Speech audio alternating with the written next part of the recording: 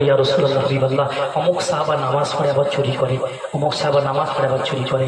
আল্লাহ রাসূল বললেন, ওকে নামাজ পড়তে বাধা দিও না।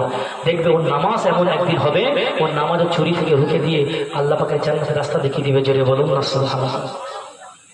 সেজন্য ভাই যারা আমরা হাত তুলে ওয়াদা করেছি 5 ওয়াক্ত নামাজ পড়বো ইনশাআল্লাহ, পড়বে ইনশাআল্লাহ। আরে বাপ, সারা জীবন কি করেছি না করেছি, কারোর মা, কারোর বাপ, কারোর ভাই, কারোর দাদা, কারোর দাদি, আত্মীয় যারা চলে গিয়েছে, তারা তো এতটুকু বলতে পারবে যখন নামাজের পাড়ে দাঁড়াবে আর বলবে রব্বির রহমহুমা কামা রাব্বায়ানি সগীরা।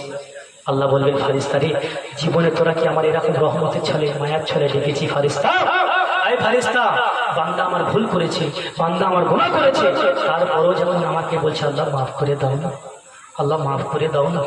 বান্দা কখন ঘাটের কাছে গিয়ে, কখন ছাদের নিচে, কখন এই সাইডে, কখন ওই সাইডে মনে মনে বলছে আল্লাহ মাফ করে দাও না, ভুল তো করেছি, মাফ করে দাও না। আল্লাহ রাসূল